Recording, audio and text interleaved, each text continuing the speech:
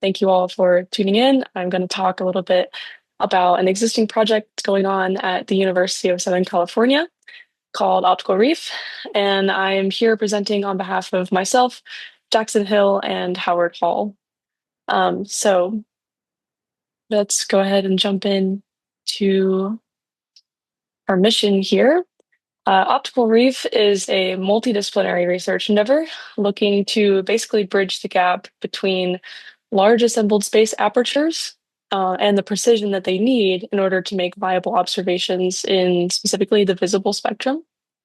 We have a lofty goal. We're aiming for a kilometer-wide aperture, which is assembled in space, and we want 16 nanometer precision for wavefront error through multiple processes that will bring that error down towards an intended target. We envision this kind of working as an interchangeable, adaptable structure to significantly improve potential abilities, resolving abilities, and SNR. And there's an emphasis here on just proving the viability of such a large segmented formation flying space telescope system. So we're kind of still looking at the trade space of options here in terms of mission design and overall kind of structure. So we're proposing a variety of ways to develop this aperture into a functioning telescope. One notable design variation that we're currently investigating is the 3-mirror N-astigmat system. So the large aperture would be made up of mirrors on the same plane, but with different curvatures. M1 and M3 would exist on that large aperture, and then the M2 and detector are on a substantially smaller and formation flying spacecraft. And formation flight of the detector with respect to the aperture is necessary in this instance due to the incredibly large required focal distance between our aperture and the detector for a telescope of this incredible size. And here's a more technical drawing for the geometry of kind of the situation that we're setting up here. And just as a note, in the context of in-space assembly, this type of technology could revolutionize, kind of like Daniel was talking about, if we are able to build things on orbit instead of being limited by the size of the payload fairing, exoplanet science specifically and astrophysics could be revolutionized because you are enabling aperture sizes which are much, much larger in space once you construct them. So a goal of Optical Reef is to place emphasis on the usability of the system during on-orbit construction, such that the telescope is capable of producing science at different aperture diameters while it is being assembled. One proposed mission geometry basically uses a formation flying concept in a highly elliptical high altitude orbit. So the detector trajectory, which is plotted in blue, and the main aperture trajectory, which is plotted in brown, these two trajectories separate due to a very small change in inclination and a combination of electric thrust impulse and attitude control that maintain the specified kilometer scale focal distance required for this structure. So our mission geometry involves performing an observation at a relatively stable point in the orbit with an eccentric anomaly of about 90 degrees.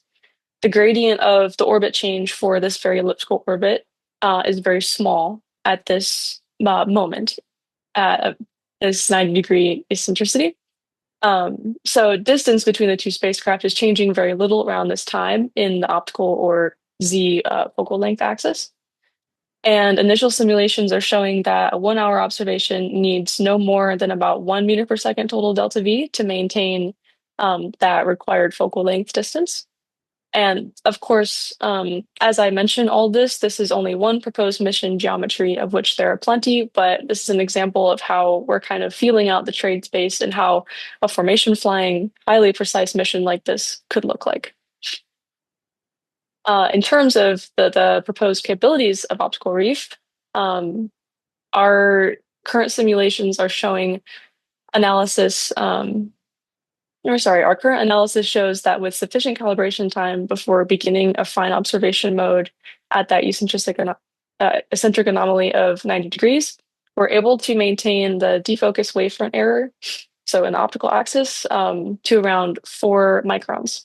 And this limitation is basically set by both reaction wheel and sensor fidelities, rather than any sort of fuel constraints or drastic space environment perturbations. And so we can say that our formation flight system could maintain a viable, stable observation. If we couple our system with existing fast-acting adaptive optic techniques, this could take us down to that 16 nanometer precision that we are aiming for. So there are a couple images here. The one in the middle is showing a white box. That is basically imaging the exaggerated detector motion, with the red dots representing reflected light from all the mirrors onto the detector. And the rightmost plot is what the detector box is seeing over time. So we're focusing light from a bunch of different mirrors onto the detector with good amounts of precision given adaptive optics. And so these are just some initial simulations that we've developed to begin to conceptualize an idea like this. As an example of potential things that we could see, given that we are assuming a telescope of this size and scale. We're taking a statistical analysis of viable targets based on the system that I've presented here. We're examining in this case, the Gaia star database for G, K, and M class stars within a 10-degree cone from the galactic North Pole and galactic South Pole. And we're choosing these directions to allow us to have a statistical limit on actual stars, like after we hit the top or bottom of the galactic plane. And we're considering stars in the catalog with viable estimates of luminosity. And we're assuming a target within the habitable zone of a star with an orbital plane that is orthogonal to our line of sight. So that's a big assumption going into this work. And this will provide us with basically an upper limit of habitable exoplanets possible within these cones for these specifically G, K, and M based targets. So we're analyzing contrast, signal to noise, and the inner working angle regimes to basically be able to stipulate what targets, if they were there, we could actually detect via direct imaging as a function of our aperture diameter. And we find basically that by 1 kilometer aperture size, which is our theoretical maximum, with even a small observation time of about 10 minutes, we would theoretically be able to directly image any candidate meeting these criteria within 300 parsecs. And so this is a lofty claim, but one which has a lot of assumptions going into it. Interestingly, we are able to observe a fundamental change in regime with our increasing exposure time and increasing aperture diameter. And we're seeing a change from basically SNR limited to inner working angle limited targets. So the yellow line in this plot is the signal to noise. So basically star candidates that are viable based on the signal to noise limit. The blue line represents star candidates that are viable based on the inner working angle limit.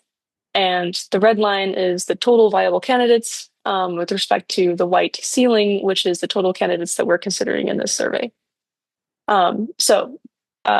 These increasing exposure times allow us to mitigate SNR limitations and, with increasing scale of aperture, decrease the inner working angle limit caused by the star shade. So with high enough exposure, the limit isn't signal to noise anymore, but just the limit of the coronagraph inner working angle.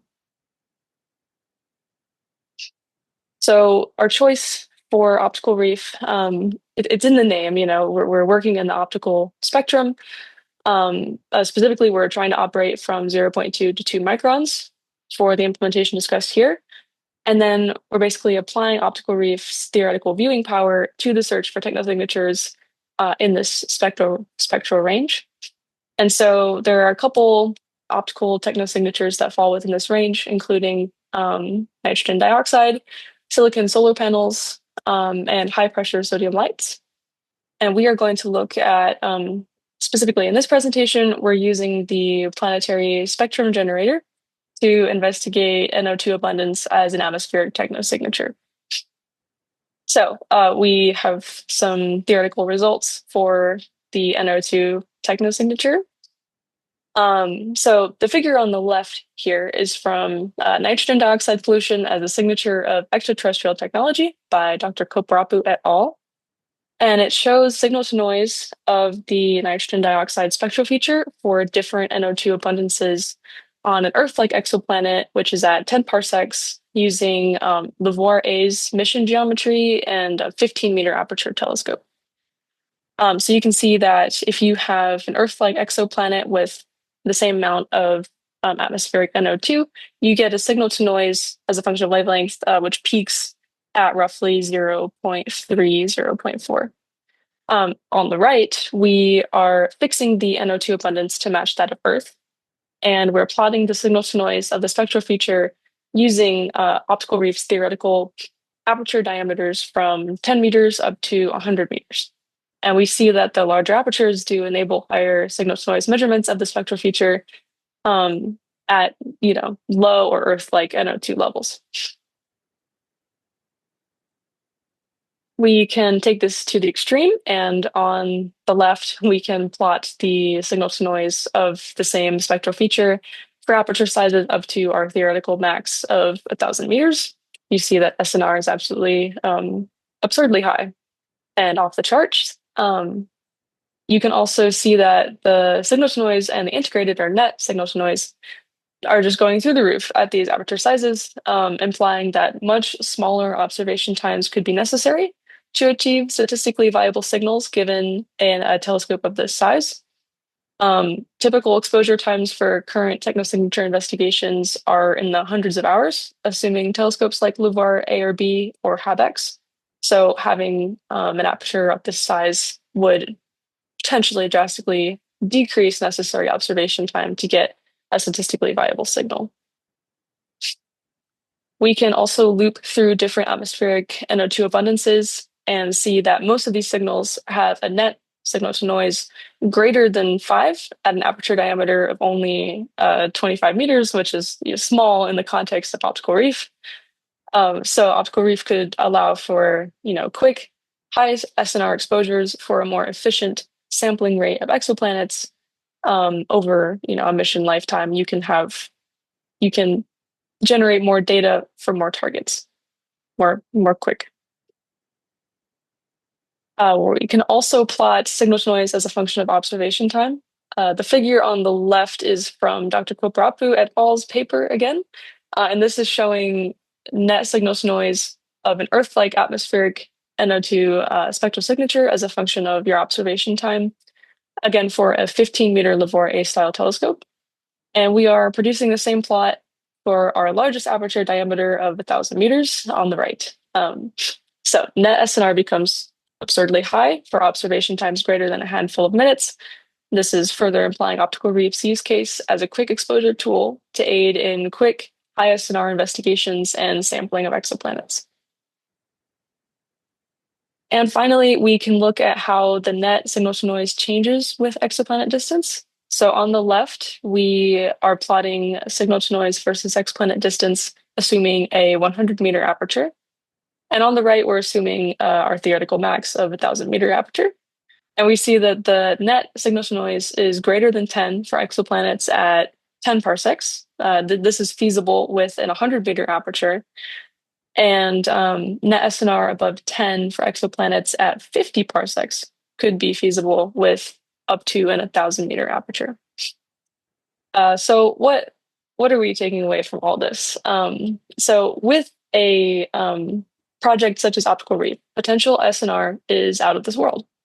Exposure times are orders of magnitude shorter for the same signal to noise from other telescopes, smaller telescopes. LUVOIR B and HABEX and LUVOIR A, they're proposing on the order of 300-hour observation times for certain technosignatures. Optical Reef could theoretically bring this down to the order of minutes or hours. This also implies that if a planet is there, we will see it eventually, given enough time. The length of our exposure time being so short for the same signal to noise unlocks a lot of targets over Optical Reef's mission life. So this could potentially allow for refinement of some Drake equation terms, like the fraction of stars with planets and the number of biocapable planets per star. In terms of future work, we're currently in the process of repeating this analysis for silicon-based solar panels, and also looking at the presence of high-pressure sodium lights, and the implications of imaging exoplanets across a 10 by 10 pixel grid. We would like to thank Dr. Ravi Koprapu from NASA Goddard, David Barnhart, our advisor at the Space Engineering Research Center, the Chewy Foundation for sponsoring Optical Reef, and of course the IAUS scientific and online organizing committees. And if you'd like to get in touch or learn more about our ideas, we do have a website and we do hope that you reach out. Thank you so much. Thank you very much. Very interesting design. We have a few questions, time for a few questions immediately after the talk, but I don't see any for now. Maybe people just still digesting it. Maybe I ask one question. You know, when I saw your self-assembling structures, I thought, what about self-replicating as well at the same time? That would be amazing. That would be amazing. You could build even bigger one. But that seems like possible, as we discussed in earlier sessions, that self-replicating machinery is also studied at the moment. Yeah, no, that's a fascinating idea. We in our theoretical designs, we would love to emphasize modularity of components. So, if every component is the same, it does become easier to kind of link them together. So if it was a self-replicating structure, I think that would have extraordinary capability in terms of, modularity as well. Absolutely. And Daniel, you can join us for discussion now. And the same question will be for Daniel. He is also making this scaling up facility with inexpensive materials. And in principle, I think it's time to do real science fiction, to do self-replicating telescopes in space. I would love that. Yes. Mm-hmm. Okay, Not sure how to do that yet, but I would buy one. You do something which you didn't know how to do 20 years ago. Yeah. So is it? That's right. So, Yep. So that is, and if we build a 100-meter telescope in space, that would be amazing. All right. Thanks a lot. This is really a true future session, discussion of the future for our field. We have two questions for Daniel still from the Q&A. So this idea of the power required of the laser to reach certain distances from Ernest. Oh, okay. I have not seen that. So where is the question? Can you maybe read it? Can you give an idea about the power required of the laser to reach certain distances? Yeah, so there's a study. So it depends on multiple factors. We haven't done a sensitivity analysis. There's a paper recently by Cherenkov et al. 2025 that does look into laser communication and scalability. I think the main difference is that if you would move your laser systems from outside from the vicinity of the star to the interstellar space, then you basically are able to eliminate the stellar background. It really I think that, but we haven't done a complete assessment, but I'm hoping that 50 to 100 parsecs would be accessible to the technology that we build. It will depend on the repetition rate, whether, for example, say a millisecond signal is repeating for a week, then you could basically phase correctly add up and combine the light. With the system I mentioned, the kilohertz, we could actually go shorter too. So we could detect shorter pulses too, but you would start basically at integrating it together with the background. So there is a somewhat more complex parameter space. Okay, thank you. Then next question is continuation by Joseph Lazio. If beacon is in interstellar space, what is the low cost and reliable power source? So that's a very good question. I'm thinking that it could be radioactive power, similar to an RTG. All right, thanks a lot. So now question to Madi. Say from Nick Ziegler, say more how the individual segments are placed and linked into position in space. Thank you for the question, Nick. I think that in our design, we basically are either assuming a completely autonomously assembled system. So we have, sensor capabilities that allow for autonomous assembly of all components.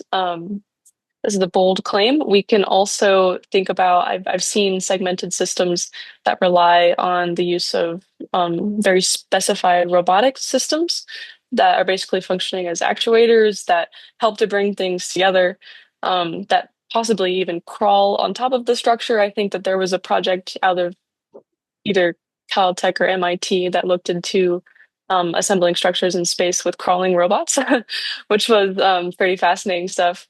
Um, that's kind of a more general answer. A more specific answer, I think, is interesting because when you're trying to assemble these things, you really have to look out for how am I bringing components together when I have these incredibly sensitive optical systems on each of the mirror modules that assemble to make the large diameter aperture. So you really don't want to be producing many plumes that could, affect your mirrors.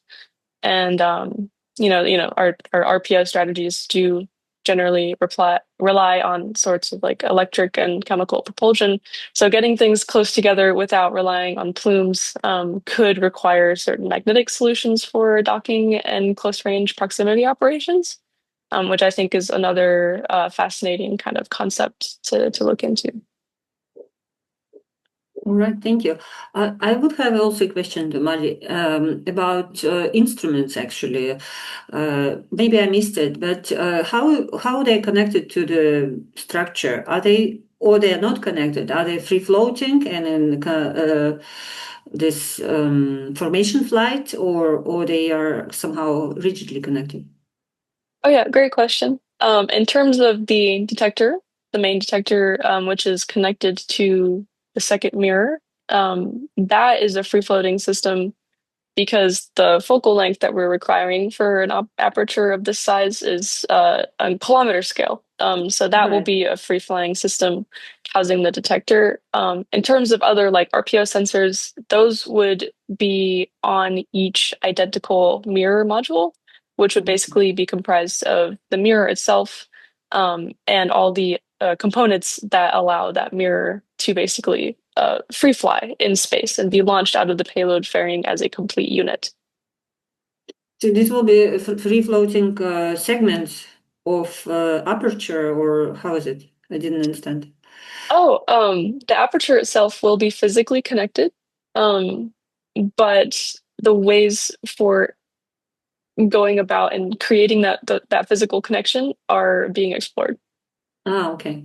But also it could be, you can do something like interferometer as well, like in the same way, yeah? So, and Yes. that would be, I mean, this opens so much new ideas, I would say.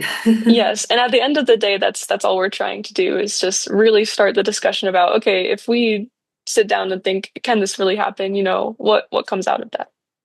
Yeah, totally. That is amazing. If this works ever, then we want 10 kilometers at least aperture, working together. The sky's the limit.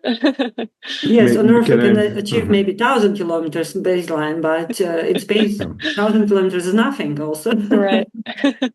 Maybe I add one more point about our timeline, if that's of interest. So Yes. basically, just so in our case, the technology is ready. We purchased the machine with which we are producing the 1 meter lenses from summer next year. So we are currently building a laboratory for that. And it's much less ambitious than the 10 kilometers, but it's also a short timeline project. So we are currently have significant interest from commercial companies for these size telescopes. And if the astronomical community is interested, we will have the capability to mass produce these 1 meter sized lens-based systems that can be coupled. I think my point is that can be coupled with commercially available detectors now to make all of this happen. So if people are interested in this idea, please reach out and we could pursue it. Okay, sounds good. Thank you so much for this addition. So there are more questions. So for lasers, Ernest Linter asked you, Daniel, to share the paper. Maybe in the chat you can share the paper. You mentioned about lasers. And Nick Ziegler continues with Madi. If this, again, there's too many abbreviations here. Can you see these questions, Madi, in Yes. Q&A? These questions are C to S to C houses, chronograph, and so on. Yeah. Have you? Do you see this? Yeah. Yeah, Nick, that's a great question.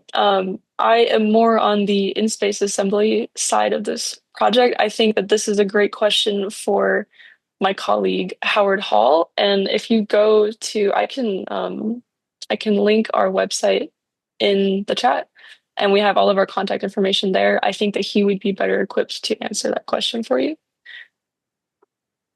if that is a reasonable answer. Thank you. Yes, hopefully that can clarify.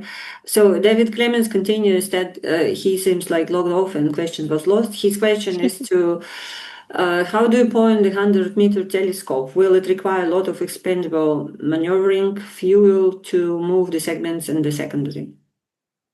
Great question. The short answer is this is an open area of investigation, and we have another person in our lab. His name is David Bacher, and he's specifically looking at distributed control systems to be able to slew and move something of this size. Because when you start adding different components to an existing, like say you had a central control system and it's controlling maybe like a 7-ring mirror system that's not terribly large.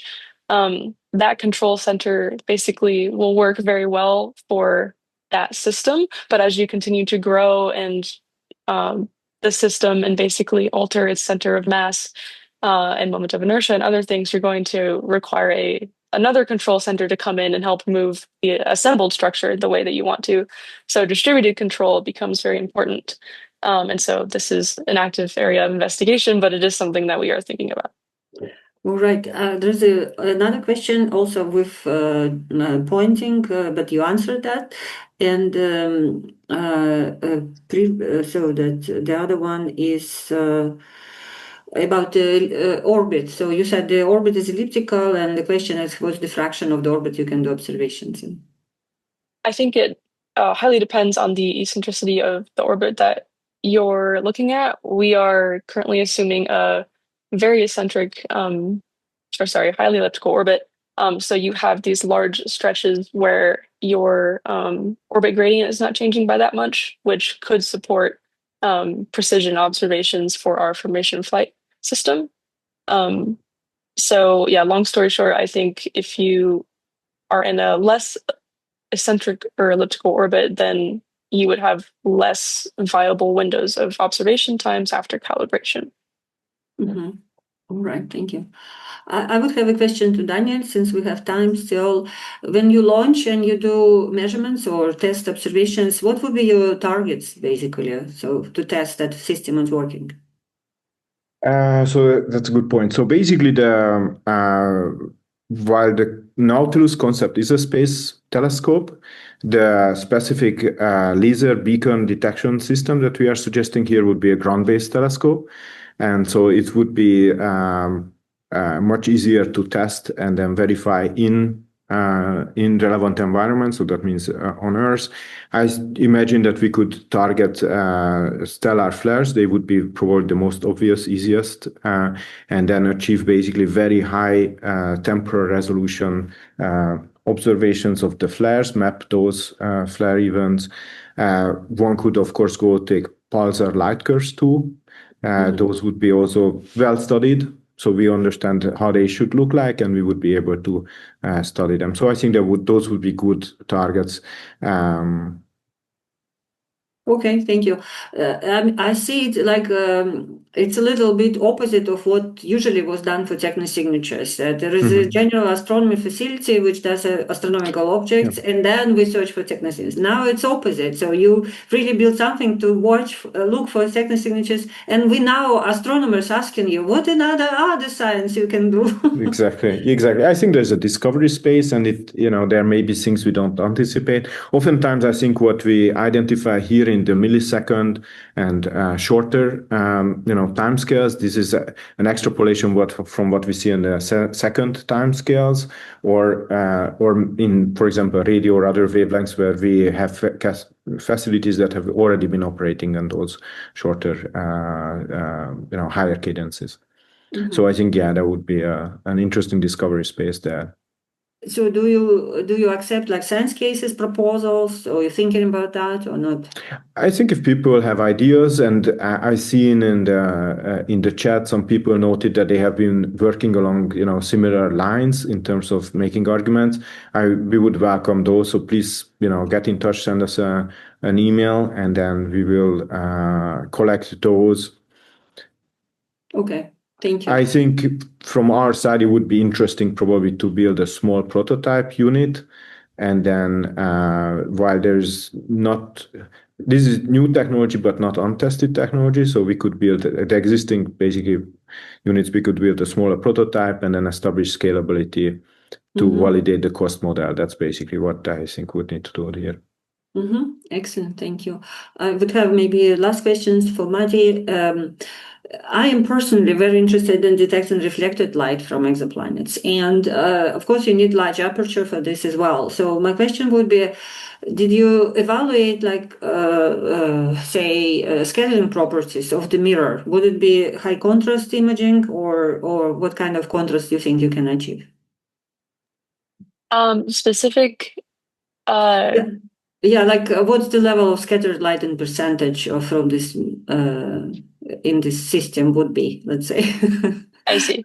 I only looked at signals noise as a function of increasing aperture diameter, but I will go ahead and drop our link in the chat. The questions of contrast are definitely more suited toward my colleague. Okay. So apologies for that. No, but just curious. Yes, thank you so much. He wasn't able to make it today, but he is more than happy to answer any of these questions. All right, sounds good. Thank you so much for your presentations, looking to the future. And with this, we finish with a big applause for you, and we continue with the next talks.